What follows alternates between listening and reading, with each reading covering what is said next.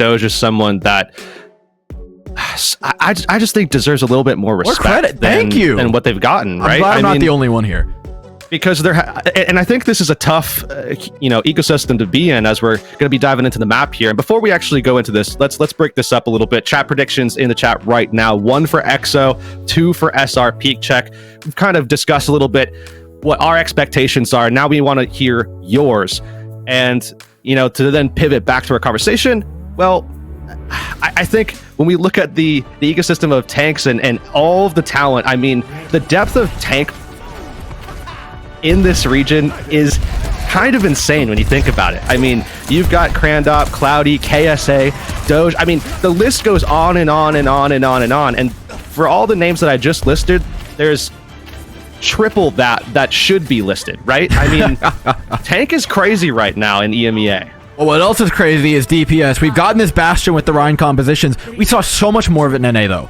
EU, it feels like they're a couple days behind in terms of meta development right now. Oh, behind, you're going to say. Okay. I think behind. That's a take. Man, they haven't been running it, and now look, it started to leak in today. We didn't see it yesterday. We didn't see it the day prior from maybe one team, and now it seems like it's a much more popular pick in terms of teams wanting to run it. And it also makes you question, was it something they were practicing long before the tournament? I'm not sure. Cloudy, certainly not familiar with the amount of damage that's going at him, and his shield gets blown through by the likes of Cookie. Yeah, unfortunately, that Symmetra has a ton of shield pressure, and if you let that thing charge up, then it does wind up doing a ton of DPS. But the difference here with EXO's composition is that Bastion just goes charge up, man. And it goes wheels up, and then all of a sudden you're getting blown to pieces. There's no charging time. So EXO certainly a little bit more explosive in their approach, which is now going to force SrPeakCheck to make a change. And now they have Cassidy. And this is kind of the other look that we see a lot of teams going for. And remember, SrPeakCheck, a lot of time on this type of composition. This is their bread and butter here. There's that initial wall. Playing around the Bastion. SrPeakCheck don't want to walk into it. I love this from EXO, though. Playing very safe, buying a lot of space for him. And out the implication matrix, you just double that pressure going down onto the Reinhardt. Cloudy, man.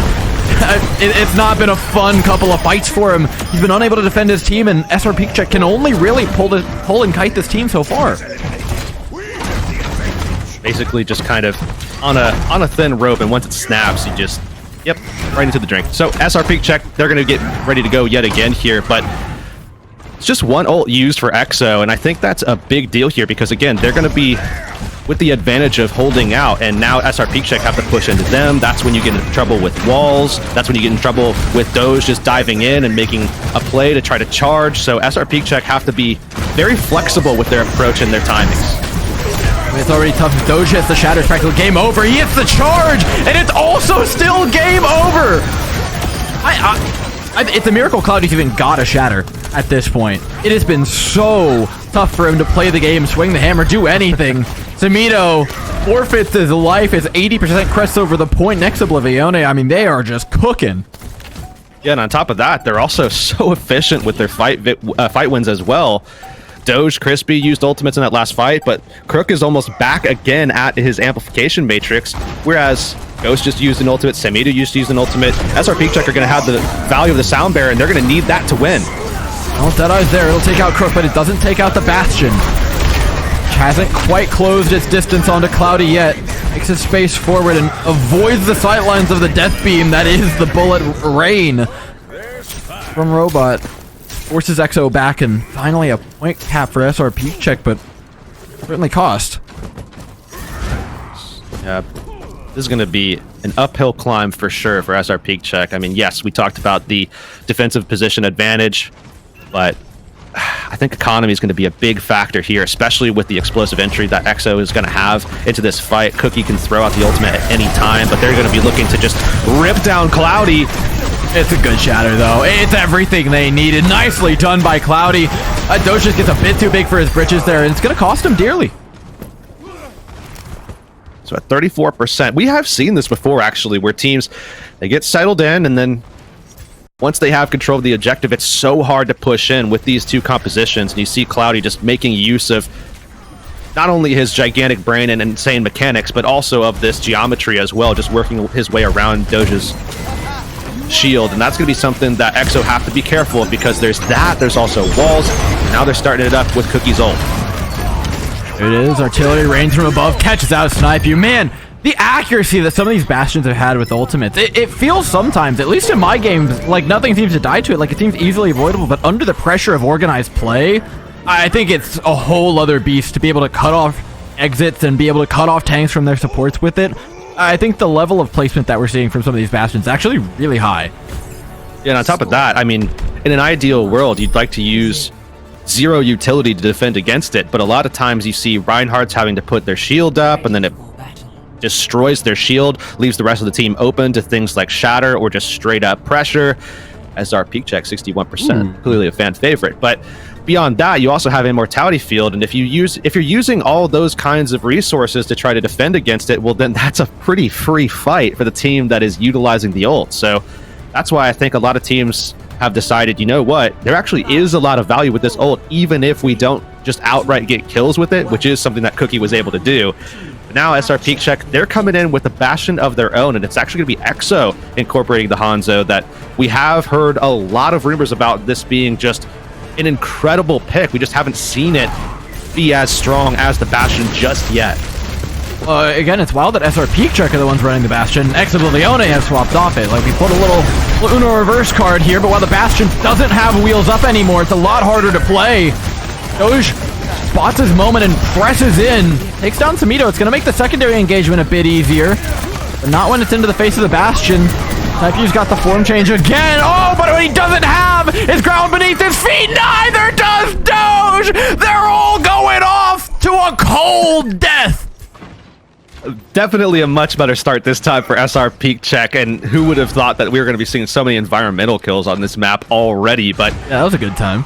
Winning out the neutral, and you can see as well, Sniper going to be going back over to the Hanzo. So now it's going to be a mirror straight across, and it's Exo already jockeying for position here. And look, both teams are going to have shatter, so... Oh, it's this one. Shatter out from That just whipped. That just went wide. It wasn't blocked, it wasn't anything, but it doesn't matter. He caught Samito with it. Yeah, I'm like 99% sure he got Samito with it. I mean, catching Samito, that's more than enough. Beating out the Mei and having one of your own, it's going to end the fight instantly. A little bit of healing available to Crispy now. Crook obviously choosing not to heal him so that Crispy can get all of that ult charge, and they're going to need it. We're going to see the replay. Thanks, replay. Yo, shout out to the replay. Yeah, exactly. Yeah, get there. Oh, not even caught him, but I think crit him. So yeah, he jumped through the Reinhardt. That's why I couldn't see him on the screen. Yo, shout out to the replay observer today. Yeah, Observer's been on it. Amplification Matrix also looking good. Cloudy tries for a shatter, but the shield of Doge is expended in order to block that ultimate. Now it's SrPeakCheck with the high ground, but not the health bars. Oblivione could say the same thing, though, as they're not really up. Cook down, they're not coming up anytime soon. Doge tries to all in, looking for a pick to make it happen. It's just not bound to. SrPeakCheck flip this point right back over. We're playing hot potato with it here.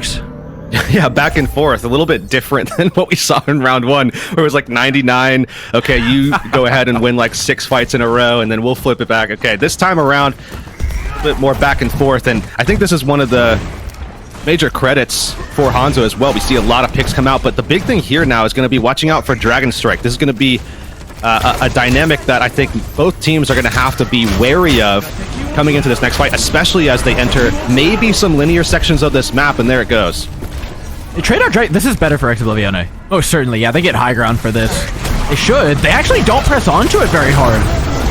They want to take the fight on point, and they want to take it with the Blizzard. It separates away the supports, sectioning off LH Cloudy. Doge tries to hold shield in order to block the heals to LH Cloudy, but gets frozen up in his own right. Now things enter no man's land. Neither team with ultimates. Holding out for Ghost 91. The Amplification Matrix are SrPeakCheck, but is it going to come up in time? It does, but Samito falls. The pressure now on Oblivione 45. They can just survive this one ultimate. They should be able to win the fight, but it's so difficult. The wall comes in, gives them a moment's time further, and they've done it. They've gotten past the Amplification Matrix. They've gotten over the hill, and boy, is the grass greener on this side. And there's the flip there. 91% though for SrPeakCheck in a situation where it looked as though, I mean, Cloudy was going to be eliminated for free. Doge gave him the old 180 and then blocked off all of his pathways for support, but somehow Ghost snuck in an Immortality Field, and that saved Cloudy's life and allowed them to get up to 91%. So now if they can win this next fight, they might be able to just win outright. I mean, it's tough. They don't have ultimates, and the amplification matrix spells death for LH Cloudy. One fight territory now. In the next minute or so, we'll know which of these teams is taking home sub map. Last fight here on this one. EXO backing off. They know the advantage that they have now is certainly going to be that they are very close to having ults. They don't have them yet. It's all going to be down to positioning and just finding a way to reorient the way that you engage this enemy as they come in, and they're choosing to be very aggressive. And as they should be, they just have to worry about the shatter. Oh god, Doge knows. But he peels backwards away from his teammates. Means he can't block it. Gives him a shatter back though. Goes solo! Oh, the hammer extension! The little Reinhardt tech is what really brings them across the line. Doge's swing just catches the support member of SrPeakCheck and gives Oblivione the win. That was so critical for Doja as well. When you look at that perspective in that last fight, Doge found himself getting a couple of swings that I don't think that he presumed he was going to get. That's why they kind of started off very aggressive. He was like, okay, if I could get a little bit of charge damage here, I might get close to my Earth Shatter to go 1-1 with Cloudy. But he got off a little bit of cleave, and then the Fire Strike landed on 3, and he was like, okay, well, if I just spin this last one, I'm gonna have the ability to turn this fight, and managed to get that Fire Strike damage off, get the ult online, and swing it in his team's favor. Yeah, phenomenal play in a game that was so close. The first map, less so. We saw that little bit of struggle from SrPeak to contend with the Bastion, and I do suspect that we'll see echoes of that as the series progresses, but when things left it, it certainly got a lot closer. I think one thing that I'm enjoying seeing is kind of like the development of this meta, also the versatility of this meta, because we see 3 main DPS picks that are selected and really no other changes, where you see obviously a tremendous amount of sustained damage is desired, but also burst damage where you have the right click from Cassidy, you have, you know, going wheels up on Bastion, you have Hanzo's Storm Arrow. There's just a lot of burst damage that tanks are going to have to deal with, supports are going to have to deal with. And then on top of that, the sustained pressure is just so high. Each different character obviously provides a different element, but a lot of the values that they're looking for, the core values, exist in all 3. Yeah, damage has been largely the name of the game here. But also, I do want to zoom in on the Maze, because they've been playing a sleeper role, and I do think Maymon's been doing a fantastic job. I've always kind of touted, at least in EU, Naga as kind of my big top tier, top of the pyramid Mei player. But as we've seen more and more of it in recent metas, you're starting to see finally some more development from those other flex DPS players that are used to playing things like the Echo, like the Genji, like the Pharah, some of the more damage oriented ones getting more comfortable on that Mei. And it's great to see players like Sumito and Maymon come in and really focus on it and show good performances. Yeah, I mean, it's a character pick that is vastly different than a lot of others. You really have to rely on your synergy with yourself and your main tank player. That is something that I sat in on some scrims last year when teams were kind of trying to play this Mei Ryan setup and do the rush comps, and a lot of the focus on all of their scrims was trying to make sure that that Mei and that Ryan were connected and synergizing on their timings, on their positions with the walls. Everything had to be in sync, or else the fight would go completely astray. I mean, it would completely break down. And that's not going to change here going into a map number 2. Kings Row is a map that obviously both of these teams, I would imagine, probably go the route of playing the Reinhardt. But as we've talked about already prior to this one, Kings Row is no longer a Reinhardt-only map. It has long since changed from the days of old of, you know, back when it was Ryan Zarya. This is, even though both these teams are, I would say, Ryan-focused, at least SrPeakCheck is, there is options for versatility here.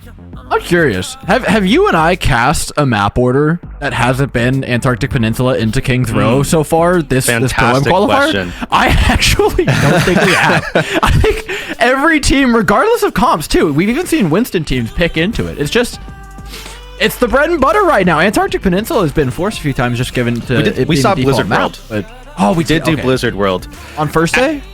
Well, that might have been me and Moxie, so I think actually you're the cursed one and not me. So nonetheless, I think Kings Row is a map that everybody enjoys. Obviously, the teams enjoy playing it. It is a map picked often for a reason. And I think also it allows us to go a little bit deeper into what's happening as well, because when you look at maps like, okay, Shambali, there's a lot going on with the map and the dynamics at play there. Whereas with Kings Row, we have a deeper understanding, I would say, in what's going on with the map, what to expect, how teams have approached different sections of the map as well. And this allows us to go a little bit deeper because we don't necessarily have to kind of explain some of the elements of the map as much. Everybody's kind of familiar with it already, which is one thing that I do love about King's Row. Yeah, it also, I mean, it allows us to focus in even more on these compositions. Like I said at the beginning of the broadcast, this is not a composition that I think SrPeakCheck plan on swapping up really all that much. It's been their bread and butter. One person's allowed to play something different, and that's it. Just one. Like, when you just think about it, there's also a limiting factor in Samito's hero pool because of the ping that he's playing on, right? Those more damage-oriented flex DPS aren't really in there, so they're sticking with what they got. They put SnipU on the Hanzo. On the attacking side, the big question that we have is what Cookie swaps to when they're done, because we know how devastating the Bastion can be here. Oh, yeah. Another thing, too, just to kind of hit on that point you just brought up, Samito playing Mei on ping is also going to become a major, not become, it's probably been already a pretty hard thing to deal with timing with Cloudy because of the latency difference on when his wall comes up and when he actually presses it. And that's just inherent to where he lives versus where he's playing. So SrPeakCheck, though, going to be holding out on the statue. EXO already on that speed, looking for that way in, and they're going to find it. Walls out, wheels up. Cloudy in a lot of pain, but it's only his shield burnt down, not his health bar. Samito, though, gets overzealous over on the side lane. Oh, it's taken out himself. I mean, you could do that when you have a Bastion behind you. I think it's... Oh, my God! Yo, chill out, bro! Overwatch League teams, look, it's not too late. You need someone for Pro, and I got a guy. Yeah, Doja's right there. I mean, ended the last map with some consistency through the Fire Strike, and then actually opens this one through the Fire Strike as well. Just that damage coming in.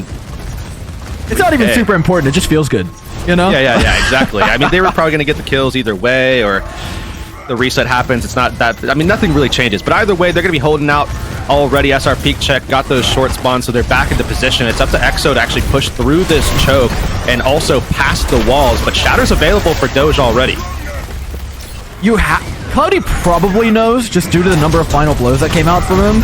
Oh, those players are straggling, though. You gotta be careful here. The Shatter available. It's a Bastion on the floor. SnipU swaps to late. A beautiful wall from Samito keeps his team alive, but also sections himself off as Cloudy goes down. EMEA to contest the cart to maybe buy time for SnipU to do some damage, but as the wheels go down, so do the opportunities for SrPeakCheck to win this fight. Yeah, it looks like Doge and the rest of EXO gonna be clearing this one out. Look at this pace that they're setting as well here. This is going to be important going into the final phase of this map because we've seen time and time again teams getting caught in phase 3, working through those corners and just getting checked, walls coming up and just getting slowed down. But EXO is moving at a blistering rate, which certainly does not bode well for SrPeakCheck.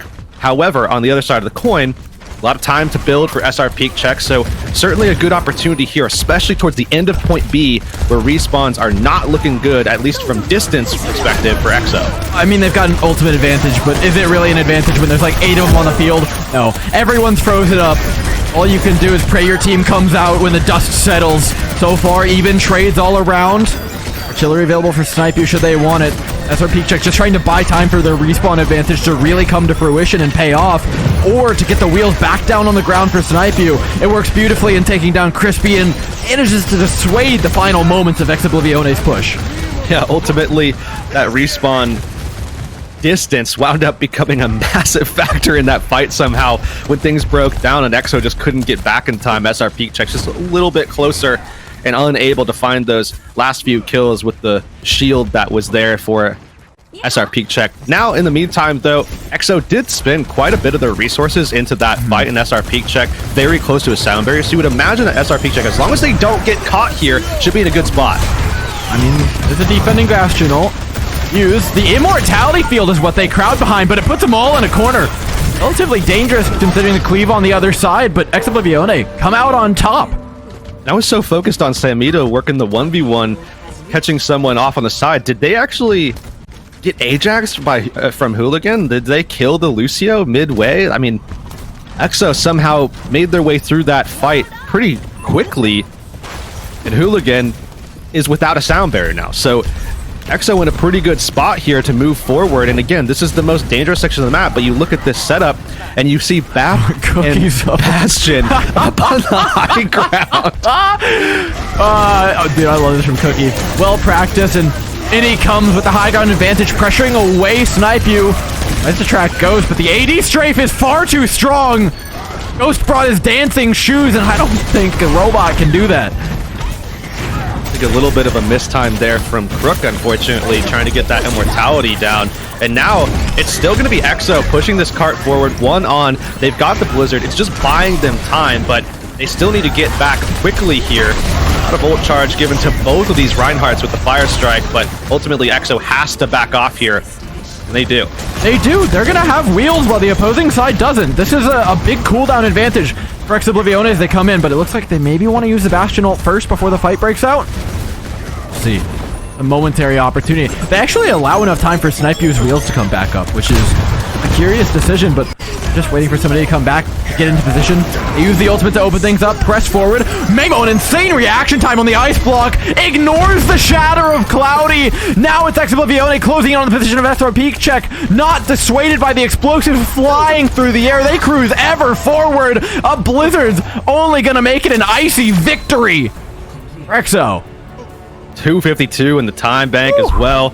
Speedy. That is tough to beat. I think certainly in this meta we have seen some crazy times just because the team fights just last about 4 seconds long and that's it. But overall, I think a good showing for EXO. Remember, this is SrPeakCheck's map selection, and one map that I know, at least for Cloudy, is certainly one that he feels a lot of comfort on. But unfortunately for SrPeakCheck, EXO is just in a state where they are firing on all cylinders. They're very explosive in their engagements. We're seeing them actually work really well with their wall timings and their placements. And I think one thing that has caught SrPeakCheck off a little bit, as we see, yeah, it actually did get Ajax. Hooligan died to the Bastion ult there. And once again, up that reaction time. High five to the replay. All right. Yeah, they caught everything, man. Insane. They're on one today. I do think a real difficult factor in this, though, has been the Bastion. Dude, SrPeakCheck, they don't want to play it. You can tell. Like, they feel like they have to match it at times, but they're never rolling out on it. They're never prepared for it. Their cooldown rotations don't look as clean as EXO's. They want this Hanzo versus Hanzo matchup. It's exactly what we saw in the later points of Antarctica, and it's one they looked a lot better with. So SrPeakCheck want to leverage that now that EXO are on the defense, and it's a bit harder to run the Bastion into a map push. 252, the time to beat. Got to work your way past this first point, though.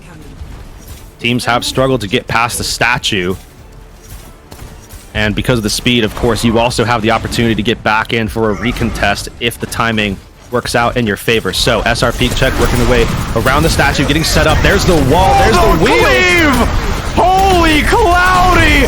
Swing after swing, 50% to a shatter. It's been 20 seconds. It's been 20 seconds!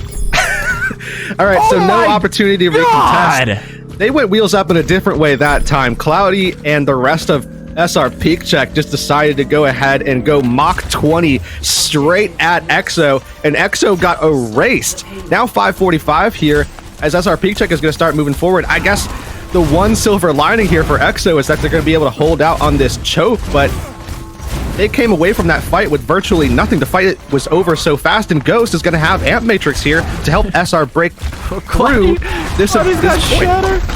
I just got shatter already. This is absurd. The wall from Samito is so good. He's going to need another one if they want to do it, though. The Amp Matrix nearly connects. Samito comes in from the flank to make that wall happen. It surprises Crook from behind. That's what they were looking for. You know, I was watching Samito's stream after they played Peps yesterday, and while they were playing Peps yesterday, one of the big takeaways he had after that loss was he needs to be playing more aggressive and more gutsy with more cojones, and that play is exactly what I think he was looking for yesterday. That kind of flank to hit those big walls, to snipe out and sneak up on the supports, that's big stuff. Yeah, that's a big play for sure. EXO just kind of caught off by that, and now they're still... You know, they're backed up. I mean, look at this time back at 4:45, and we're nearing point B here, and EXO are still coming up on some of their ultimates. SrPeakCheck just absolutely running through them, and now another clash. Flash, first wall up. second, but despite the wall going up, Samito still dies to a log from Cookie. It's traded back, though. I will take that if I'm SrPeakCheck. They continue. 4 dragons come out. Doge flies through. Shatter connects one. The second one goes into a wall. It's a back and forth fight, but Ghost, turning into a bit of a DPS, fires away the immortality field, keep him alive. He gets booped out of it by Crispy, who now has the tall task of trying to 1v1 Cloudy. What's your game plan here, bud? I don't think he's gonna try. He tries to delay the spawns or something, and it's just not gonna work. Yeah, I think Ghost just did just enough inside of his immortality, and that is the benefit right there of the buffed immortality. But I mean, he could have even played in it for a little bit longer, got off one more shot on the Crispy and gotten that kill, and it would have been a little bit more of a decisive win. But in the meantime, Crispy stayed up long enough. He's gonna have sound barrier for this next fight, and EXO, I mean, they need everything they can get at this point to make sure that they can engage aggressively and find those kills early on and stop this push. I mean, to be fair, they've got a lot of the things that they can get. They've got the sound barrier, they've got the blizzard available, they've got Cookie alive and a well-timed immortality field. Honest, dude, hats off to the Baptiste. Ghost and Crook are kind of playing out of their minds right now.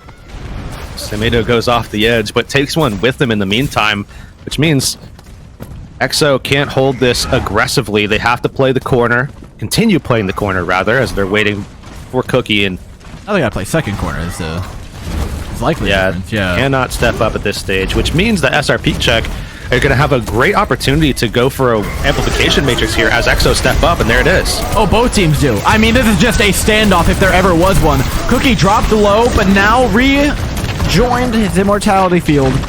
Gives him more time to shoot, but one less tank to shoot behind as Doge is no longer with them. In order to make this happen, Oblivione can feel the map slipping from their hand. Their time bank was enormous, but SrPeakCheck is simply unconquerable. 4 minutes here. EXO flanking around. Look at this approach. Wall opens things up, and oh, Samito almost went down already. Nearly. The charge changes just keep him alive. A dragon now coming through to try and peel for LH Cloudy. Doge simply doesn't care, though. The hammer wants what the hammer wants, and it wants Cloudy dead. Oblivione, they're going to hold on, if not just for the fact that they have that spawn advantage.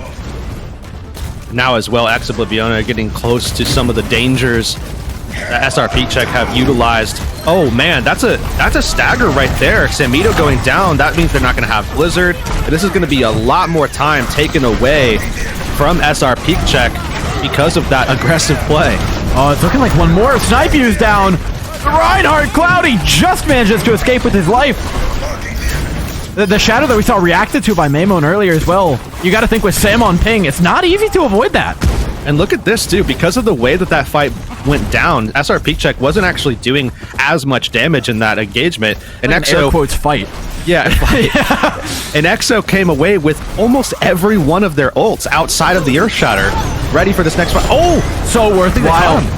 Blizzard caught in cast. Now they have to hide behind the artillery of the Bastion and an amplification matrix thrown out. It's certainly becoming expensive for Oblivione, but they did manage to get the picks that they needed. SrPeakCheck try and re-engage with a Blizzard of their own, but it won't find much of anything. It was expensive for EXO. Maybe more than they wanted, but at least they won it. They still have a chance, a shot in this next one here. See the replay, Maymon absolutely disintegrated by Samito. Caught him before that cast came out. We've seen that a few times already in this matchup with a few different types of ults, but EXO still have Crispy sound barrier. That might not be the fight winner, but it might buy them time. I gotta mention them after this. We got Cloudy taking on Cookie to start things off. An aggressive dive from Oblivione, which does manage to trade it back, though. He's very close to the edge. Cloudy not to be able to make space for his team. Maymon can buy a lot of time on this cart right now, and time is something that is not in the hands of SrPeakCheck anymore. Their time bank was large, but now they need to finish before time's up. Yeah, now they've lost about 2.5 minutes since the last time we brought it up, and EXO are coming back up out of spawn. If they get a stop here somehow, which is certainly possible. Ooh, Maymon actually swapping to the Cassidy, so they have a lot of pressure. They have lost the utility of the Mei, but the damage is significantly higher with that change. And they gotta worry about ultimates on the other side. There's a eat up for Hooligan. How are you gonna get past this? When SrPeakCheck engage, it's gonna be explosive. Already is. The shatter looks decent, but there's that sound barrier from Hooligan, man. The trump card to end all trump cards of this matchup. Samito, this is actually a bit much. They pushed too far. They simply pushed too far. EXO remains alive. A few players left to hold this cart. It just gets there. Doge, how long can you keep it going? Not at all is the answer. The time bank has been whittled down, though. And that's our peak check now. A minute to about 3 on the other side. And here, I gotta let my intrusive thought through. Okay. When we see Blizzard get canceled again, can we please call it a Magex? Okay. Okay. I'm down. Please, Yeah, I'm down. please. Yeah, I'm down. It's so good. I'm down. Yeah, I'm down. Thank you. Thank you. Yeah, that's fine. The council All right. approves that one. Hopefully we don't need it as we go into a second round of King's Row here. Like you said, pretty significant time making advantage there for EXO. They managed to chip down just enough, and honestly, even that last fight started to look dicey. That's where SrPeakCheck started to let the comms go, maybe a bit too early. I'm starting to get curious now about how this OT is going to go, because there's obviously, I mean, there's like 2 ways of looking at it. This is one of those situations where, you know, if you do get caught one fight on your attack, well, I mean, at this rate with how these teams play in this meta, if you don't capture point A as SrPeakCheck, you're pretty much taking an L. I mean, with 252, that's a lot. So I think SrPeakCheck in this attack know that they have to obviously capture point A, and they have to, I mean, ideally get at least one fight win through that archway and into the bookstore, or, you know, a little bit past that first corner going towards the conclusion of point B. So certainly, while a line isn't necessarily set and drawn in the sand, they kind of have that concept of, we have to get at least that far or our shot is looking dismal. And last time it was a big play from Cloudy and Sam that did it. This time they look for the same exact wall, actually. The placement is identical to that which came before, but Oblivione know better. Now playing the Bastion on the defense as well. They have a lot of damage. Wheels are out, though. There's no more opportunity. Cloudy's low, but Doge charges him out of LOS with his own supports, and that basically writes the death sentence. That is Oblivione's A point. So objective 1 of potentially 2 to 3 is complete for SrPeakCheck, but remember, they probably have to get more than just this point A. They ideally want to have some comfort in knowing that they've got at least another fight win here, and with that first win in neutral, they obviously have a little bit of an advantage in the economy. They're going to have an early amp matrix from Ghost, and we've seen how lethal he can be, or he can make his team become once that goes down. And I think SrPeakCheck need everything that they can get to push through this archway. And last time it was a flank from Samido that did it. This time they try to use the amplification matrix. Oblivione are wrestling them, trying to push past the amplification matrix. They throw out one of their own, and oh my god, get down, Mr. President! He takes one for the team! Doge falls, but in return, Cookie gets to live! Oh, overtime ticking. EXO now knows that they just have to clear this objective, but they don't have respawn advantage. Not easy. And I think enough time has been bought by Hooligan and Samido. Now, EXO need to back off, and Cookie's going to go down. That's a staggered pick, which means that's some 3 distance now for SrPeakCheck. And I think they've hit that threshold of where they start to feel a little bit more comfort. That fight was insane. I mean, Doge was as heroic as they come, taking that charge for Cookie, but it's still not enough. And now coming into this fight, a huge advantage for Oblivione in terms of ultimates. SrPeakCheck, they need the sound barrier, and they need it to be good. Towards the end of point B, opening things up is Cookie.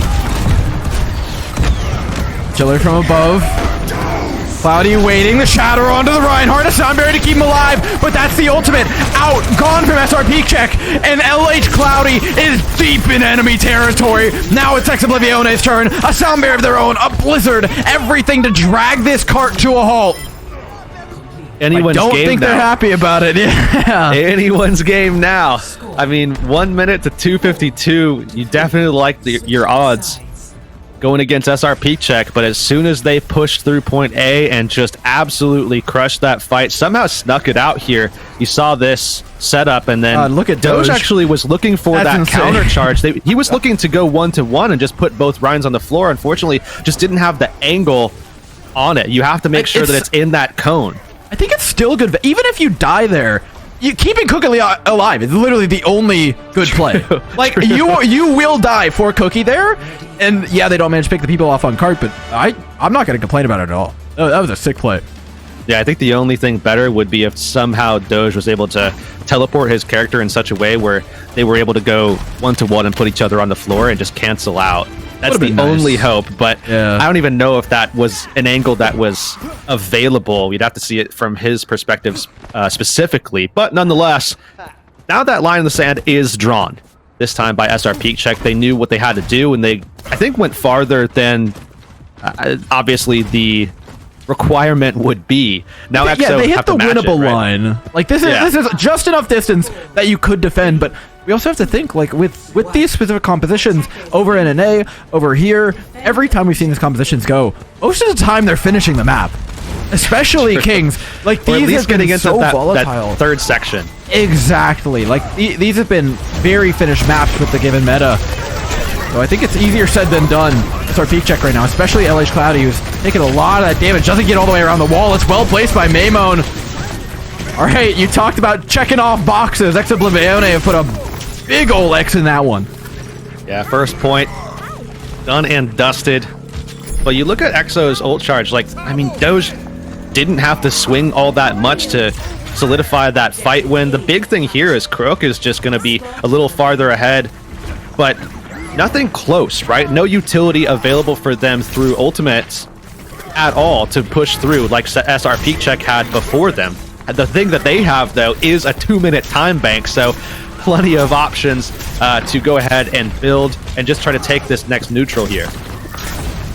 Neutral matters. Oblivione can afford a couple of losses. They're buying time now. They know exactly what their advantage is. In Crook getting to that amplification matrix first. Doge playing this nicely, extending the hammer around the corner, just building up that shatter charge a little bit faster than LH Cloudy is. In fact, 30% ahead is not insignificant. As he hits the charge on him, the wall keeps him locked in, and this is the go button for Oblivione. Immortality field down, Doge has hit the floor, and the rest of the team, the follow. A beautiful engagement by the Reinhardt, comboed with that May. Maymone placing the wall behind him to give him something to pin up against. Now it's a one-fight game. SrPeakCheck cannot lose anything more. Yeah, 2 opportunities here as well, potentially for Exo. I mean, even if they lose this next fight, they very likely have an opportunity to get back and have another shot. SrPeakCheck did very well to extend the pre-fight in that last engagement, and now have certainly put themselves in a position where they have almost an even economy, and now a pick as well. Holy, pick onto Cloudy immediately. There's 4 more ultimates up for Oblivione right now. I have no clue how this is gonna go. The dragon freezes them into the blizzard. Oh my god. That is a lot of damage. And oh no. Victory sound barrier, unfortunately not the play. Now SrPeakCheck only have Cloudy's ultimate to rely on, and he still has to get Fire Strike pressure, or Fire Strike poke rather, before he can even have that available. In the meantime, Oblivione are so close to their sound barrier, probably going to get it unless Crispy dies early. Doge has Shatter, Cookie has Bastion ult. They're not pressing forward into Cookie. He can do this safely while Ryan's on the ground. Oh, the poor Reinhardt locked in a corner. Immortality field down, so is Ghost. No ultimates available. Cloudy nearly gets a Shatter online. I hate to hit him with it, but it really does feel like they wish Hooligan had a sound barrier right about now. And that's a second map away the way of Oblivione. Yeah. It was well fought, but yeah. That's tough sound barrier, man. I love how after he casts it, you can see everyone else who's alive just look at him and stop moving. I mean, we've all been there, right? We've all felt that feeling of maybe not to this scale. It's definitely a more unique way of throwing out an ultimate. When, you know, all chips on the table, you're vying for a position to fight against some Overwatch League competition. And yeah, that is just so unfortunate. I'm not going to say the T word, but we all know what the T word is, and that is a it wasn't a winning fight. Even with it was still a losing fight. It was just a much less losing fight. Yeah, there was some potential, but plus they had the opportunity, if they could extend the fight, which is why that ultimate in particular was so important, that they do have a respawn advantage, a slight one, but one nonetheless. I actually think when you're playing these comps on any given map, the respawn advantage is more significant, right? The more you reduce the movement of a composition, the more significant respawn advantage becomes. So, I mean, it matters a lot here, but nevertheless, we're going to a third map now with Exo up 2-0. A sizable advantage and honestly a well-earned one. Regardless of any misgivings by SrPeakCheck, Oblivione are just playing fantastically, and I think piloting this Bastion comp well. Yeah, really well. And we've seen also the other iterations working out well for them as well. I mean, we've seen the Hanzo, the Cassidy kind of stuff going on as well throughout this matchup. We've even seen the Bastion Cassidy duo, which is not something I anticipated, but nonetheless, it has been kind of working for EXO. This was certainly a much tighter map than I think they would have really liked, but again, it was SrPeakCheck's map selection. This is one of their comfort maps, one of the ones that they have been pretty solid in terms of win rate on, and I think doing it in a way where you're defeating a team that is known for one specific style of composition and beating them in the mirror, I think it bodes well for EXO moving forward. Looks real good, but you know what I see on the horizon? A nice little halftime break. Get your orange slices, get your bathroom break, get your water, do what you need to do. We'll be right back for the second half.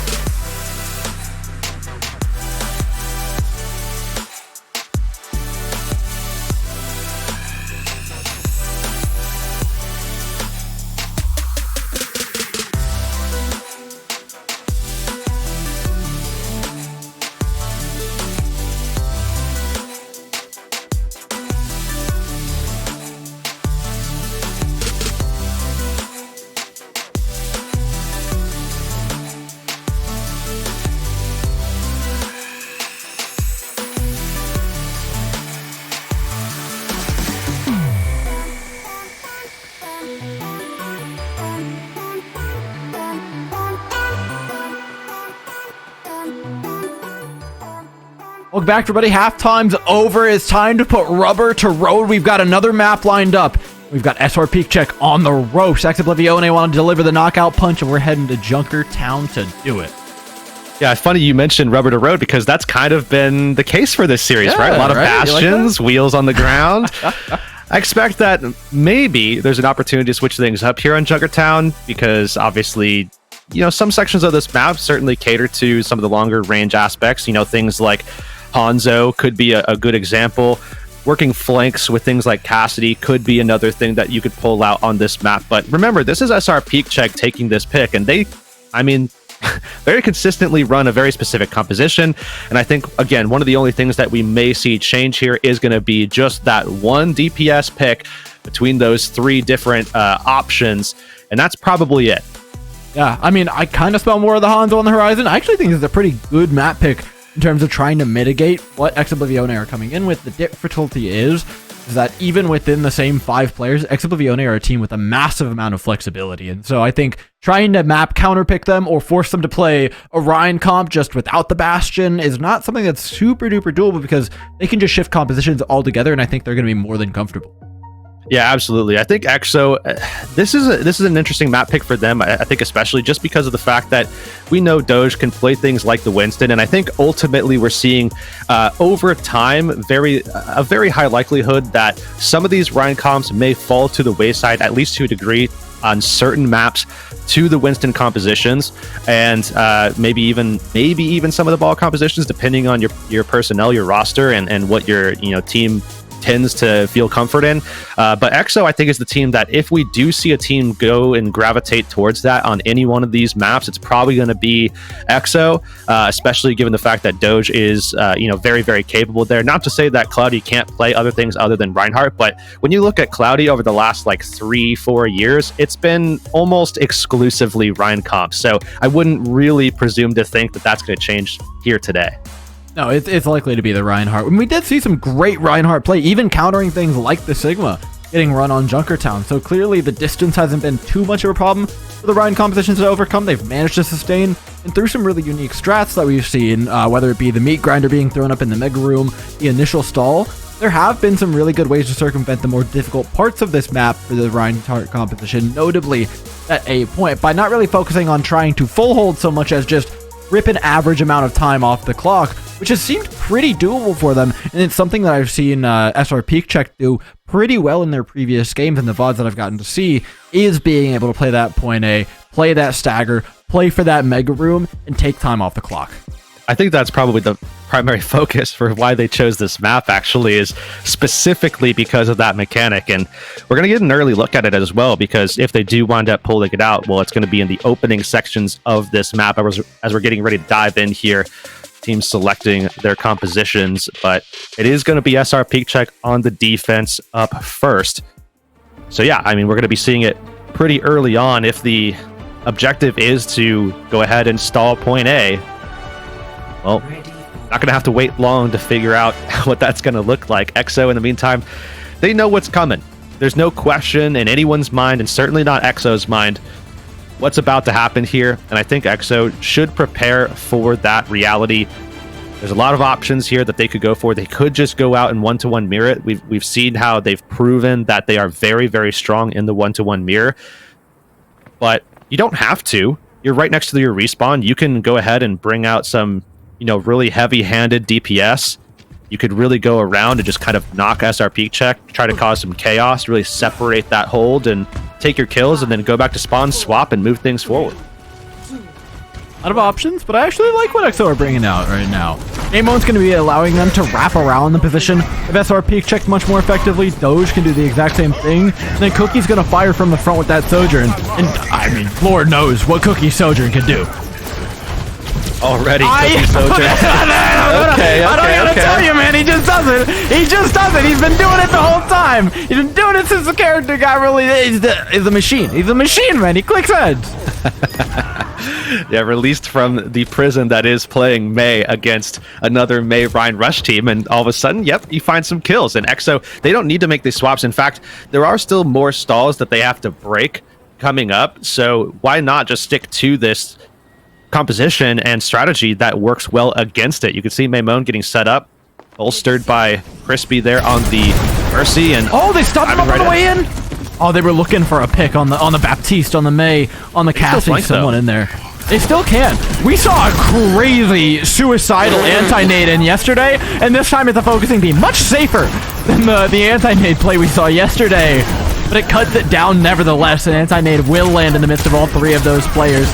Should be a fight getting finished off here very readily by EXO. And I'm not sure a particularly acceptable amount of time was ripped off the clock here for SrPeakCheck. Yeah, no. I don't think they get another engagement either. This is worst case scenario, I think, if you're SrPeakCheck, because they are going to try to get into a position where they can stall, but ultimately I think they're going to realize that it's just not happening. Yep. So now they're committed to the fight. They have to get back, and they're going to be losing out on some position as Maimon is going to contest them and get off a ton of damage and has duplicate, of course. Oh man, I wouldn't want to be in this position as if I'm SrPeakCheck. Yeah, this is very uncomfy. Maimon's duplicate available, but how do you even use an amplification matrix here against a team that's so mobile? The ultimate just seems much more null and void. Samito almost caught out. Doge slams behind. Misses the door as well. It's depressing. Amplification matrix comes out to try and catch out Maimon, who uses the immortality field from a Baptiste to do the damage. Now he's got one of his own. Oh my god, look at the man cook. Let's not sit here and act. Let's not sit here and act like he did that on purpose. He made the best of a situation that he was not going for. I think very assuredly he was looking for the Rhine. I'm like 90% you only get 300 HP on it now. On the Duke. Yeah, but maybe you you still should. get the cleave, you get the shatter. All right, let's be real. The BAP is one of the two best options there, right? There's only two that you stay alive on. Maybe the May, but you don't want to spend your entire dupe in Ice Block. I don't know, man. I liked it. It was fun, and he killed a bunch of things. Now it's SrPeakCheck doing the same thing. A Deadeye in on Crispy, and Doge takes out Samito. The Blizzard on Cart will at least buy time, but Oblivione more than happy to wait for their respective and seemingly inevitable take here on point B. Yeah, EXO just running down SrPeakCheck. They haven't stabilized even one time. Holy time bang, man. Now 445 here.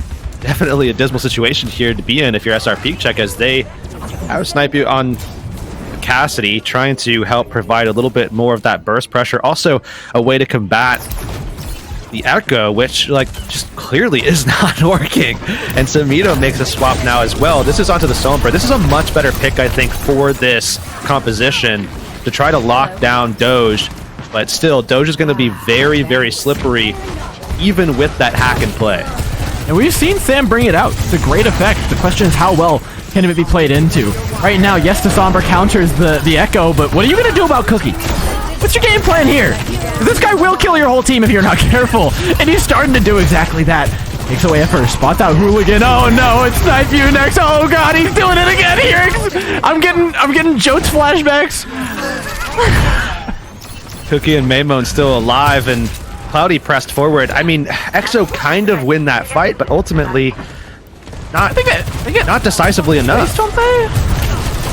I don't know, it's a tough call. They get space, now they're walking into the amplification matrix. LH Claudio is actually in quite a bit of trouble right now. How do you get out of this position? Yeah, he's just gonna die to Cookie. You don't. I feel like Cookie got locked in Bastion jail for a couple of maps and is just taking it out now. You can see Maimon on the high ground, easily collecting some kills for EXO, and now SrPeakCheck are going to be backed up all the way to their spawn and looking to break out. They do have EMP to help them, but how do you follow up? I mean, Cloudy isn't going up to the high ground anytime soon, so how do you get into a position where you can actually deal some lethal damage after the EMP comes out when almost everyone that you want to kill is on high ground? Yeah, there's another, not just how do you kill them, but how do you hit enough of them with EMP? It's almost definitely got to be like just a solo, maybe two-man EMP. Just kill Doge and pray. Cancel a res. Yeah, like, it's going to be relatively low value, but you can also wait and try and make Oblivione come to you, which is a little bit risky. Wow, Crispy. I think he just spy checks Samito out from the high ground playing Mercy. That's kind of wild.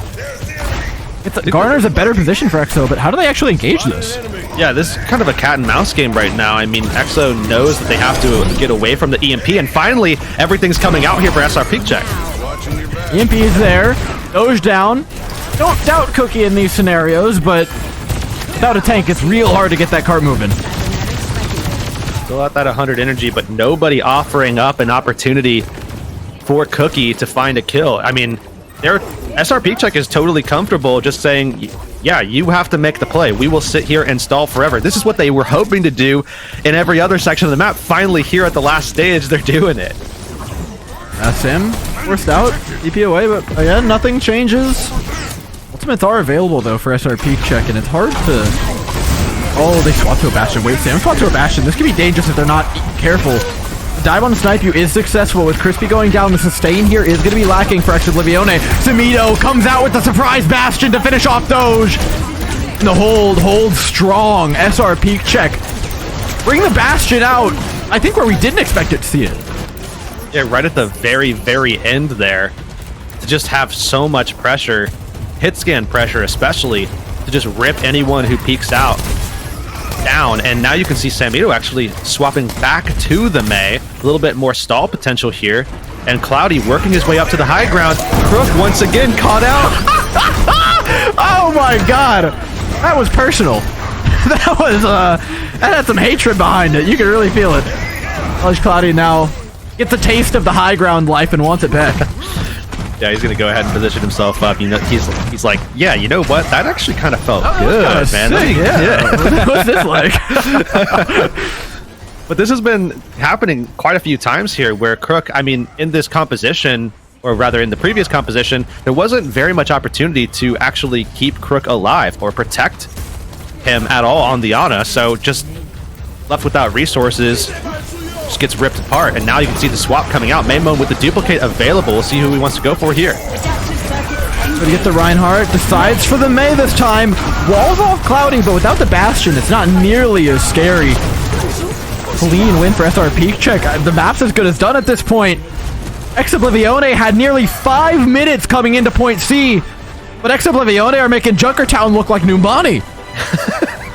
Yeah, that stall there was incredible. I mean, obviously, I think SrPeakCheck would have loved to have had that stall back, you know, way out the enemy team spawn, but, you know, you got to take your victories where they are, and unfortunately for them, it's all the way at the end of the map, but nonetheless, they get the finish that they, I think, were looking for ultimately, which is to say that EXO didn't finish the map, which is something that, you know, doesn't happen all that often in this meta. A lot of teams finishing maps right now. Yeah, that's to say the least. I do think this is one of the harder ones to finish in general. And I also wonder how difficult it's going to be for SrPeakCheck to do the exact same thing or match this distance, because yes, the composition has garnered a lot of map finishes, but right on Junkertown hasn't been meta often, if ever, for good reason. Playing those distances with that range is very hard.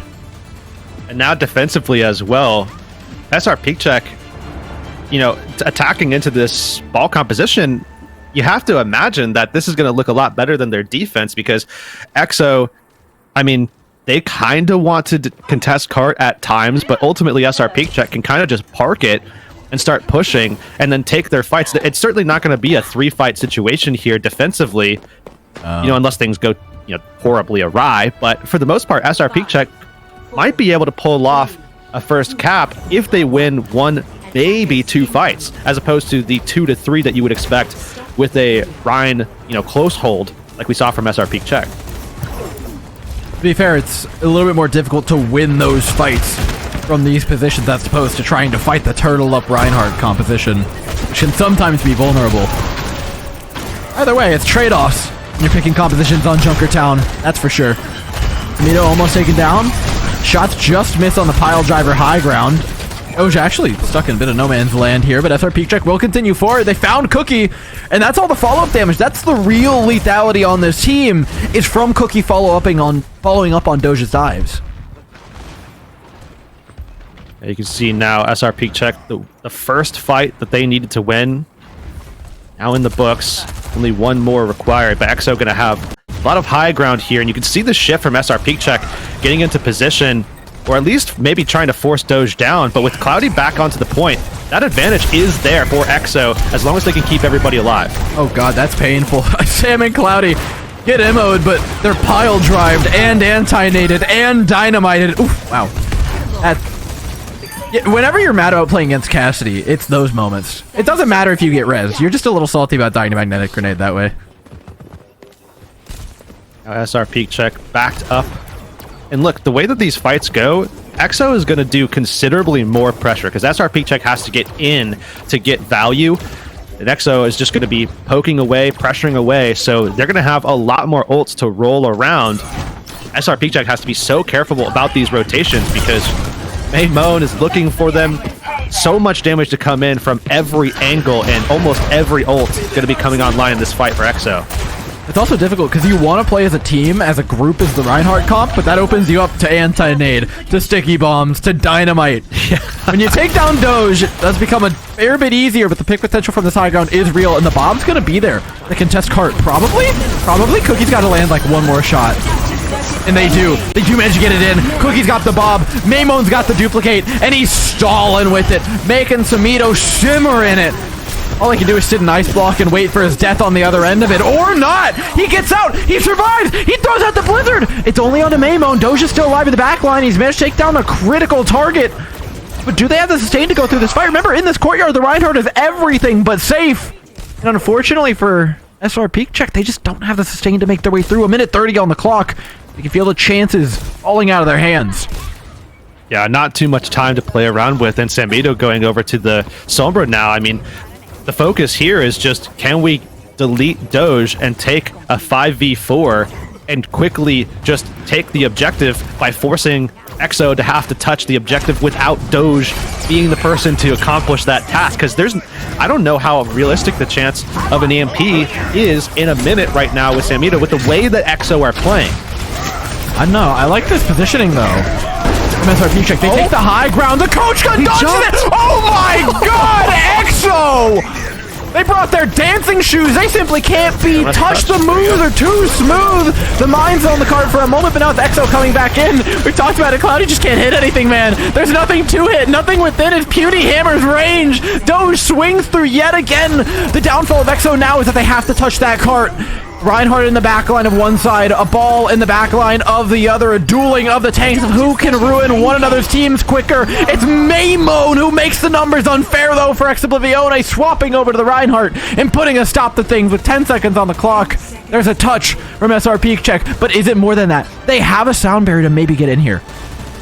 Yeah, Samito at 75%. They need to extend this fight, and the Soundbird's going to help them do it. And a big pick there as well for SrPeakCheck. They've got a shot. That's the opener. Reinhardt closing in on the cart. Snipe you. Taken down. They just want the pick on him. Maymon closes down like a shark in water onto his target.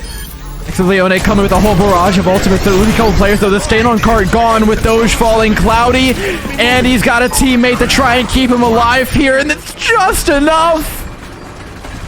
It's just enough. I have to wonder, though, because it was just enough. I mean, what is this push going to look like moving forward now? Because EXO don't have to change all too much if they don't want to, and SrPeakCheck just expended virtually everything, and still, I mean, they only have 2 minutes, and they still probably have to win 2 fights depending on how much push they get in this pre-engage from EXO. As EXO gets set up, they're going to be giving away some value, but they still have some ultimates to play with, especially the mines from Doge. Derek, you ever been called a negative Nancy before? Look, man, there's people that believe SrPeakCheck can get through this, and then there's, yeah, I suppose there's realists that just assume they're not going to. It is a long way to go with very little time, but it was a nice first point push. Certainly a nice story to see them at least get through that. They want to route onto this high ground, but who are they even going to route towards at this point? Cookie behind them, Maymon in front of them. It's only a matter of time before the shot connects to the head, and Cookie chose exactly that. Everybody just kind of flustered up right now. Fortunately for SrPeakCheck, that pick actually means a lot of pressure is just gone. Maymon out of the picture. They can start pushing forward. They're building up some ultimates as well. That should help them push their way through, but that contest from Doge is clearly becoming a little bit of a nuisance here, with SrPeakCheck struggling to break out of this position. Baby steps, Jarek, baby steps. 1 meter at a time. It's the game plan here for SrPeakCheck. Hey, they're doing it. And they're inch by inch moving their way forward. Doge cannot contest forever, and with the amplification matrix coming out, it does make it even harder for him to do so. Maymon taking it on high ground. Cookie trades it out, though. Reduces the sustain here for Cloudy. Now the contest comes in on the cart. This is the fight that SrPeakCheck wanted. They have willed the cart thus far. I think they're going to will it over the line here. There's nothing left. Doge went down. Cookie fell. Maymon couldn't stay alive long enough. They almost didn't win a fight to cap point B. Yeah, that was incredible, the way that they pushed that one through. And that is, again, is kind of the crux of this ball composition. It's really lethal. It's going to have a high amount of pressure, but your ability to contest the objective throughout the course of a fight is diminished significantly. That's one of the trade-offs of running this comp. And because of that, SrPeakCheck worked their way into a good position, finally took that fight and won it. And now, of course, they also have EMP here, which will certainly help them break through what is almost 5 ults for EXO. I mean, EXO also have ultimates, something you need to think about, especially when it's Cookie's overclock, especially when he's nano boosted. Things like that are gonna happen. It's a cheap fight for EXO 2, costing them just those 2 ultimates. Just like that, down to a minute here, down to the wire, actually. I don't want to call this a cheap fight because, I mean, those are 2 massive utilities used by EXO. They still have some options, though, going into this next fight where SrPeakCheck, again, still has to get into this high ground. That is still kind of the crucible that is ahead of them that they have to engage with. And, they still died? Yeah, this high ground might be a bit of a problem. You might be onto something there, here. Getting up here is not easy for SrPeakCheck. And this is not just potentially losing players here. Oosh. Just get out. Oh no, Snipe you. You gotta be careful here. From behind, Maymon's in the amplification matrix. Not gonna save you anytime soon, Ghost. Timing bad. One more fight. Can they do it, Yerix? They're going to need 2 fight wins, probably, because, again, EXO actually can kind of contest from this high ground. SrPeakCheck, they're the team that needs to rotate to get into position. Fortunately for them, they might have access to every single ult for this fight. But, again, you still have to kill EXO, and you probably have to kill them twice. Much easier said than done, but Doge is a start.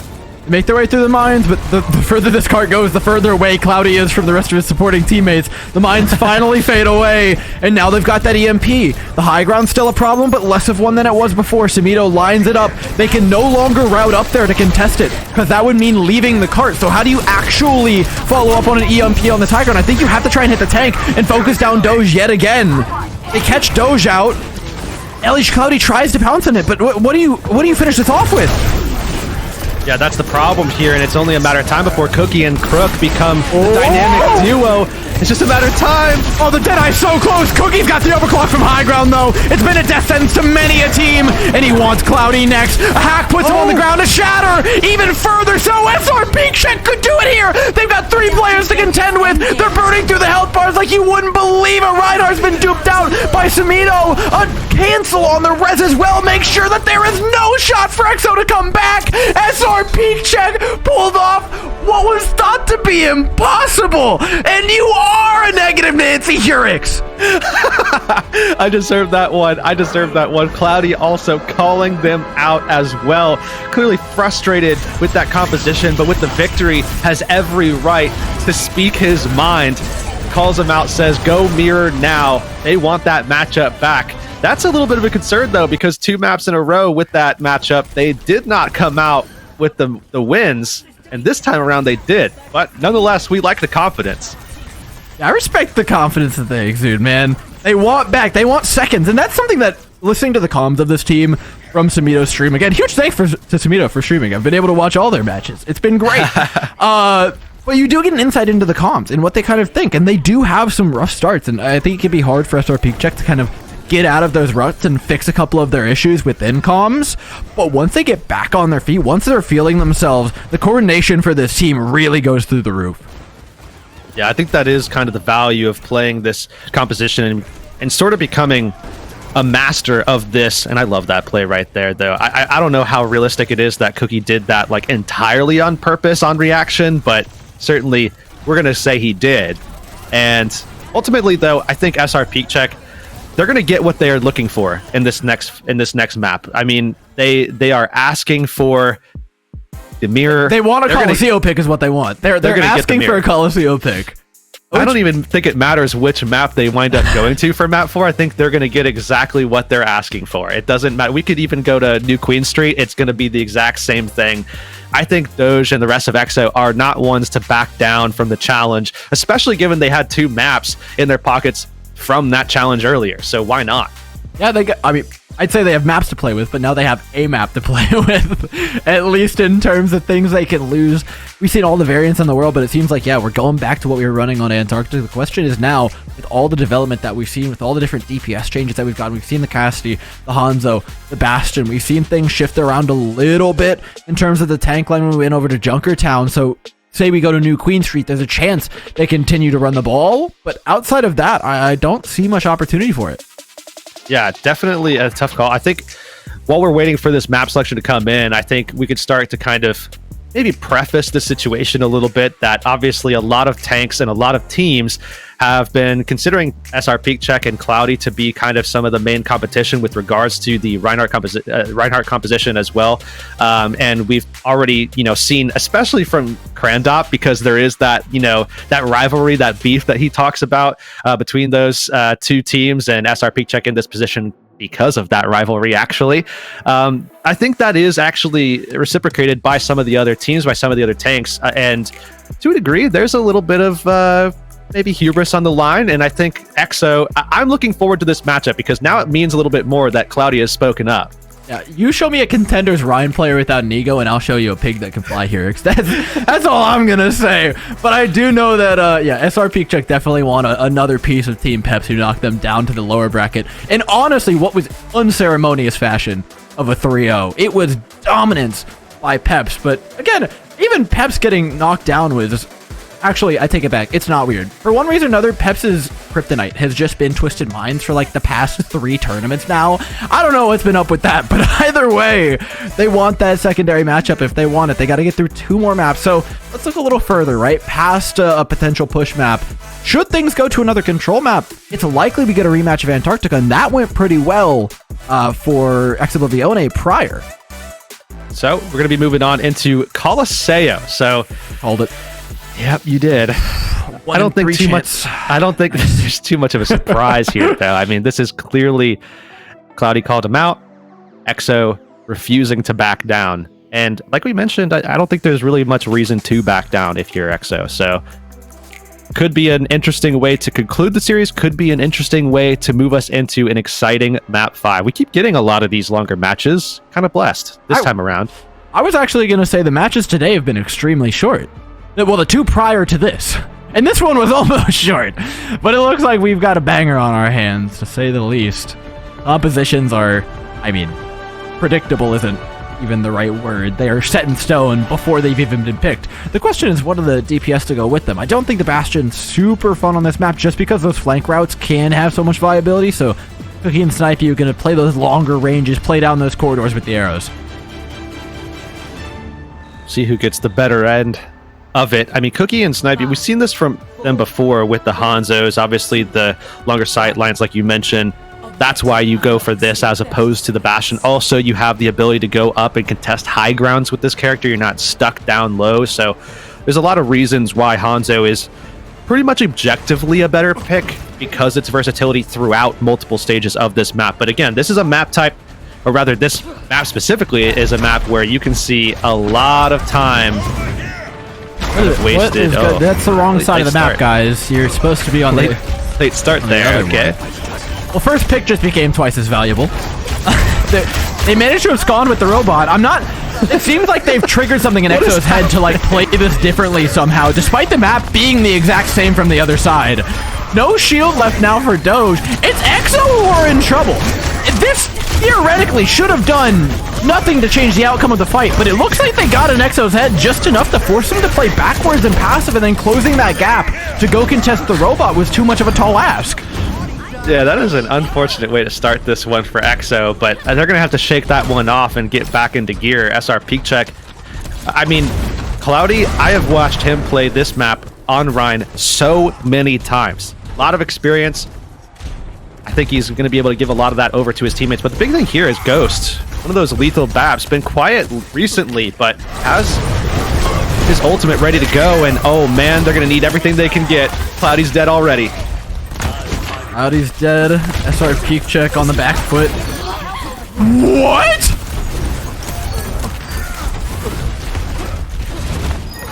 Yeah, that was a decision made. I think that that decision might wind up becoming the decision that allows EXO to go ahead and equalize this 30 meters on the board for SrPeakCheck. You've been pretty quiet since that decision. What's going on in your head, man? That was one of the blizzards of all time. That's exactly what it was. All right, well, advantage X Oblivione. I think I blacked out for a couple seconds there. I honestly forgot what happened. Sounds like it. Might be a defense mechanism from my brain. All right, a lot of ultimates up here for X. Let's see how they want to use them. Amplification makes to start things out. Oh god, it's another cheap one. LH Cloudy down. Amplification Matrix was all it costs. They're now winning the map. They have Blizzard, Shatter, Sound Barrier. Like everything's up here. EXO are in prime position to take this map. And I know there's 7 minutes and 30 seconds left. Like, this is as good as it gets for Coliseum. Yeah, if you capture point A, your chance at winning is insanely high because of the neutral position on this map just being so good to defend from, and it's so difficult to push past. I'm going to see EXO just buying some time. Maymone gets absolutely destroyed, though. I mean, they're going to invest the Shatter as well. This is... They capped. They capped? It's probably worth it just for the distance, honestly. Given how defensible this position is. Like, I know on the outside it looks like a T word, but... Coliseum is a map built such that those extra meters in that first point genuinely make a significant difference. Yeah, now everybody from EXO is coming off of that short spawn, and they're going to come alive and get into a position where, again, this is just a neutral fight. This is back to ground zero, so no pushing allowed for SrPeakCheck, and if they go, you know, 1-for-1, you take a fight, I take a fight, then they just get locked into this position. That's the issue with this map choice. If you get behind, oh, that's a good way to get ahead. Oh god, the school bus-sized hitbox that is on the Zero has found a heat-seeking function, and it's heat-seeking onto Crook's head. And now Maymone. Oh god, I fear for everybody on X Oblivione right about now. When Snipe's on the other end, it's 4. Can I see 5? Can I see 5 now? Still the Penta. Yeah. Classic Cloudy move. 30 meters, though, that they have to cover, just a little bit more than that, but we'll see if EXO could get into position and actually stop the push. Something that SrPeakCheck kind of failed to do. And EXO already in a good spot to get forward. They can actually waterfall down and take this contest, but they've already got the kill as well. It's the same death. Samito goes down for it. It's the same Shatter. It's a mirrored map. Oh my goodness. It's significantly better for SrPeakCheck, though, as they managed to at least take Doge out for it. Remember, point pressure is still a real thing here. I don't think there's a realistic touch from EXO, but they could maintain at least a draw in this position if Doge can get down to that cart in the next 7 seconds or so. He does manage to do so, so now the fight at a much more difficult angle for SrPeakCheck. Now we're at that weird point where if for 5 minutes, if nobody is able to push this cart past neutral, oh man, that's going to be an interesting one. We'll have to see how that winds up working out, though. Doge, your Shatter pretty much ready, but already, oh man, he caught him. Caught out Clout, a bit overzealous in trying to follow it up. We talked about having egos earlier, and the charge was definitely a decision for him. Tough one now. That means the robot's going to turn around. Doesn't mean they get progress, though. Should be able to get this bot back pretty quickly, but the last death from Crispy being so late means that... Oh, did they not actually get the point? No, I'm pretty sure they did. I thought so. No, they didn't. Oh, they just got it. Oh, no. That's huge. They've got 8 seconds to take this fight now. EXO choose to strike. They got to get back on the cart. Oh, and they just snagged away a victory. This is actually massive for SrPeakCheck. It's a fight lost, but they pushed the cart to a winning position. And look, Coliseum, like we said, it's a game of inches. I thought they had that cap already, but yeah, Same, they didn't. man. And now this is bad news for EXO because they're the ones in the back seat now. They're the ones that have to get past SrPeakCheck, and they have to be explosive. They have to be efficient. They have to win these fights without using too much. I mean, you know what? I was going to say efficient, but it's been anything but. Every ultimate has been spent, and EXO trying to assail this position, but same goes to the opposing side. The Summer came out, the Shatter came out, and it was a worthwhile investment. Now EXO get to go try and push that card up that last little bit. They need to take a lead here. Battle for control as well here. Sound barrier available for Crispy. That might be the thing that pushes EXO just a little bit over the edge. And they Crispy might can't be the one pushing card here. Yeah, he has to be in this team. He's got to be in the team. He can get up there quickly, though.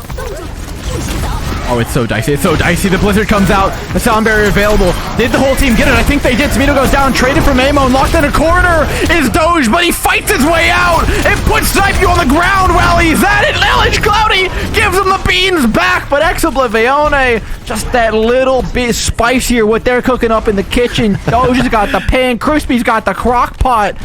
It's all of SrPeakCheck that's gonna get shot. Heurix, I'll tell you what. Bars. All right. Well, EXO's going to have to back off. They need all 5 members for this fight, but they've done the damage that they needed to do. And they can get right back into this fight, wrapping back around and just contest in a very tight space. 1-for-1 already. Wow. That front spawn's mean. With Maymon down, they have very little control over this fight. Cookie's the next to go. Just got to be careful here. This can be a bit of a suicide push. With the immortality field out, Zelspar does get low, but the robot has been flipped around and moved practically to the center of the map. So pretty efficient fight as well. Yeah, not bad that they actually managed to get the bot out of their side of the map around the same time that the map or the fight actually completes. But that pick right there, the redwood log sent in onto Samito's face. Now there's no push available for SrPeakCheck at all. Rebuttal, go back to neutral, and next Oblivione are going to play patient here. All they need to do is maintain an ultimate economy. Not even a good one, just an even one. If they want to take away this map, SrPeakCheck with their back set up against the wall. Charge away, they throw in a dragon of their own to peel. Seems like a bit of a handshake, but Doge gets overzealous with it. Is there an immortality field to save him? I just don't think so. Might have been used earlier. Might have been out of LOS. Either way, SrPeakCheck pick up a big win, and having used 2 ultimates, you can call it decently efficient. Still, though, there's just so much ground left to cover, and they have to do it in a spot where, I mean, defense really likes playing this side here. This is why once you get a lead in Colosseo, it's actually harder to relinquish it than it is to hold it. I mean, you have to kind of try to get the L once you're in this position that EXO is kind of in here, and they're going to be pushing across. The wall comes up. They actually completely go down to the low ground, and I think have avoided LH Cloudy's ultimate entirely. They just dodged it. Doge is feigning a shatter of his own. Maymon. Oh no. Did he do the thing? Is it a mage axe, Heurix? He didn't get the blizzard off! SrPeakCheck raining hellfire from above as they push the robot ever forward. I think they've got the distance here. I think they've got it. This is the most back and forth Colosseo I've pretty much ever hands seen. Down. And on top of that, yeah, it looks like they are going to be able to get that contest. Nobody's going to be on any kind of stall character. No Tracer, no Diva, no Ball, nothing like that. They have to take the fight quickly, but they give it away. I mean, there's nothing else that they can do. Oblivione, they don't make a decision on whether to take the fight forward or backwards. With 10 seconds left as well, they lose.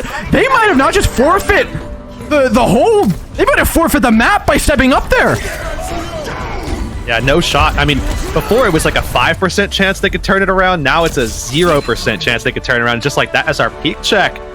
Oh man, the ego is working out for them. Cloudy called him out and put him in their place. Oh man.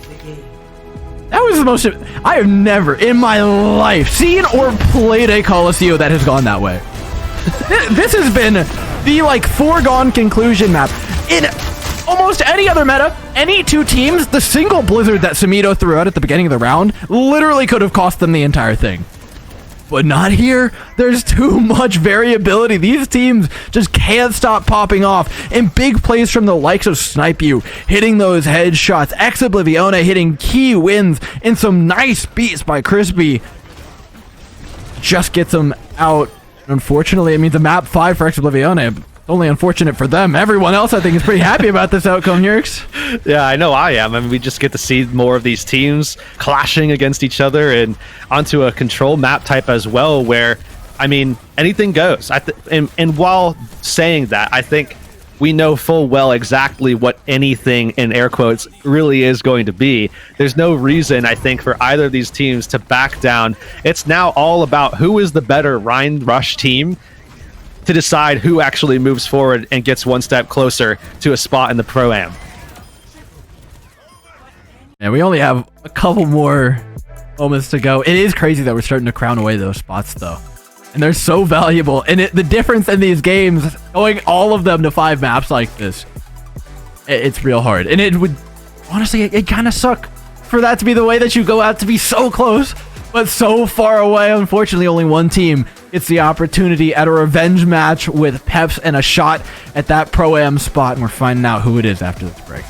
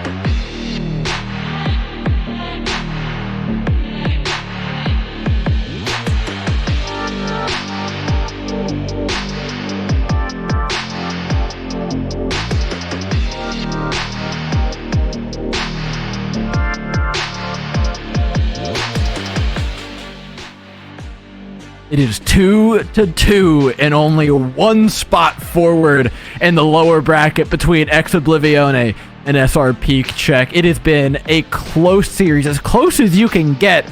We are one map away from the reverse sweep here. And SrPeakCheck, they can smell it, they can taste what they've been cooking, and all they got to do is get through one more map. Lijiang Tower is what lies between both of these teams, and a shot at redemption against Peps. See, now here the issue is that you said the words and now it can't happen. So if it doesn't happen, it's your fault, and it's all on you. Everybody can blame you. Yeah. Yep. But we're going to be moving on to Lijiang Tower, and this is we're going to try to make sure that everybody forgets that you said that. I think that's the goal. Our objective for this map is to make everybody forget that you said there the was words. No way that they finished Junkertown. So who's really at fault here? I don't know if I said that they won't finish it. I said that it's going to be difficult. I'm sorry, is it just a 2-minute rant on how they couldn't? Yeah, okay. Fair enough. 2-2, though, is the score line moving into a map number 5. Lijiang Tower is going to be that map that we move into. And like we talked about, I think at this stage, everybody knows what we're getting into. When you look at this map with Control Center, with, everything pretty much other than Gardens, like Night Market is going to be the same. Garden's probably going to be the same. Every sub-map offers up a great opportunity to run that Rhine and see what you can do, probably in the mirror, and I'm looking forward to it now. Yeah, it's going to be a lot of fun. DPS are going to change up a lot, though, as we go map to map here. The big one I'm looking at is Gardens, about what exactly happens out there. We might get some of the more mobile DPS. Could see the Cassidy come back into play. we could see a major shift when we go over into Control Center, right? The Junkrat still exists. Symmetra still exists. We've seen Doomfist picked there a number of times before, especially in Overwatch 1. Even with the changes, Overwatch 2, he can do something there. I don't think we ever see it from either of these two teams. But my point is the options are more open than they may seem. The series kind of is steering it one way, but with all the variants that we've seen from these two teams, with what they've offered up, for one of them to try and pull the big shiny lever on the wall and just circumvent all of it is not out of the question. Yeah, I think as soon as you said Doomfist, outside of a stall, I would be shocked. But nonetheless, it is a diverse meta, I guess. I mean, we did technically see a Doomfist already in this series. We did, technically. For about 4 seconds. We also saw in the last series where it dominated. So yeah, that's fair. But I don't imagine we'll be seeing it all too much here. Probably going to be the Reinhardts, especially as we're starting off here. Onto Night Market. And something that we have seen from SrPeakCheck is that in spite of some of the flaws that we've seen from their gameplay, they have still positioned themselves in a state where they can win this series and move on. We saw you're dubbing it the Majax. We've seen the actual Ajax. And yet here they are, in spite of all of that. Yeah, they got actually Ajaxed once. Spent a victory beat prematurely once. Majaxed once, and then got a May Ultimate thrown out into nothing. Well, they have been chucking these things down the drain, man. I don't know how they have won these matches. Here it is 2-2, in spite of all that, man. Oh my, what a ride it's been. Here we go, though, ladies and gentlemen. Map 5 of EXO up against SrPeakCheck. And we're starting things out on... Is it Night Market anymore? I'm not... It's just Market. It's Day Market now. All right, the opener here is the TP on a point here to snipe you. Cookie is trying to sail onto this position. He's been locked back into Bastion jail. Been a threat to SrPeakCheck, something they've been unable to match pretty much the entire series. The Bastion. Now as they make their way forward, LH Cloudy's health bar burns dangerously low, but he's kept up by the Immortality Field. The wheels come up from the Bastion next to Oblivione are going to have to wait for their next opportunity, or not. The Fire Strike connects onto Saipu, and now the pressure going in significantly less. Sam walls off his own Reinhardt charge. You can feel the nerves. This game lies on a knife's edge. The May stuck on an island, though. Samito left to die by his teammates. Cuddy's going to try and retake. Without the scientist from Antarctica, it's going to be a lot harder. Yeah, almost impossible there. And I think this is just a differential in pressure, because SrPeakCheck has to build up that energy, build up that charge, and then can dish out the same damage pressure that Cookie's able to do just by pressing a single button with a cooldown. So EXO, they force him to swap. They're not going to be able to just teleport into the objective and hope to win a brawl with, reorienting their position all of a sudden. So they go over to the Hanzo, and oh man, what a charge! What? He might have charged him to safety. Yeah, I think he might have charged him out of the Bastion LOS. It's a small thing there. They trade Amplification Matrix, so it's kind of a handshake, but they're not going to have that Bastion cooldown for a second here. SrPeakCheck need to go in while they have the opportunity, but they don't find it. Instead, it's a Shatter. Mexo buying more time. The Bastion's wheel cooldown has come back up. The Shatter almost worth it just for that alone. Tomato looking for an angle. Gets down low, though. Doge gets caught. There's the Blizzard, actually looking to turn the fight. They're going to do it. Cloudy, bro. Poor Cloudy. He just gets sectioned away from the team, man. What are you going to do? Luckily, I think for SrPeakCheck, is they didn't give away too much cleave to Doge. So Doge is still only at about 30%, and he got it towards the back end of that cleanup. Now SrPeakCheck, they're going to have virtually everything ready to go for this next fight, whereas Oblivione have had to utilize some of their resources already, spend some of that economy to keep holding. But they're in a great position, though, still 72%. Cookie going for the ultimate now. Using the ultimate. Wow, you are so lucky to not be in the dragon. It doesn't matter at the end of the day. SrPeakCheck just had to better engage the dragon, plus that Blizzard. Too much to avoid, and we've seen it, right? Engaging, if you're able to engage and close the distance on that Bastion, it can be really valuable. So, well-timed push by SrPeakCheck. Yeah, and on top of that, they didn't have to spend all too much, so pretty much equal in economy. So an opportunity here to hold out as Oblivione looking to have that kind of explosive start that we've seen from them. Wall up, wheels up, run straight in and try to take down Cloudy. And also, wall already gone. Samito spent already. LH Cloudy running for his life. No shield. Hides behind the statue, no shield. Oh. Nothing. He finds the shatter regardless, though. Flattens the likes of Oblivione. They thought they were in charge. They could feel Cloudy cowering. Was a bait. Oh. Caught him off guard big time, and Dragon Strike's coming up pretty soon here for SrPeakCheck, so they might actually choose to kite this fight a little bit. As you can see, Cloudy, the way that he caught everybody lacking, here. Woo. Yeah, Doge pants down on that one a little bit. But Snipe, you look for this Dragon Strike. Look to see how Oblivione are going to be looking to kite this one. Oh, they're actually just going right in. They don't even care. They ran the man down. Doge charges through a dragon without a single care in the world on top of that.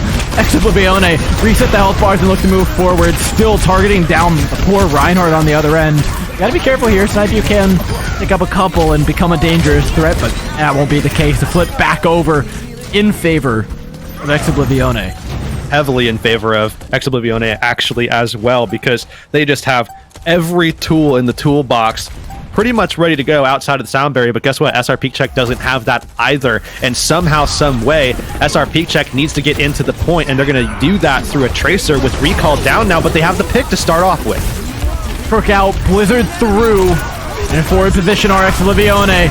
Implication Matrix comes out, they just don't have the damage to capitalize on it. EXO! Take away sub-map number 1 of our map number 5. Unless? Can this be flipped? Just yet. Can this be flipped? I'm not sure. No. Not anymore. Okay, we had to be careful because we have seen this kind of stuff happen time and time again. So had to brace ourselves, but it is going to go the direction of Oblivione. They do get that first round win, which means, of course, that this is now not even map point, but also series point. Tournament life point. This is everything for this team. Pro-Am qualification spot. Not point for the winner, but certainly point for the loser. I mean, we have to think about what happens in the series too. Oblivione have been nothing if not consistent. SrPeakCheck, I mean, it's highs and lows from them, to say the least, but the clutch plays seem to be outweighing them ever so slightly. This is a team with momentum that has that dog in them, if there ever was a team that had that dog in them. But can they outplay the consistency of EXO in moments like this, where it matters most? Everything on the table now. SrPeakCheck have to step up. They have to do well in this neutral, otherwise their chances diminish greatly. And there they go, equalizing. Cloudy, though, under pressure. Cloudy feeling it, does manage to escape. Not unscathed, but at least in a decent position. Sam goes down as he charges in. The damage lacking, but Cloudy got the big pick onto Doge. Neither team has a main tank, so again, we look to the DPS in these moments.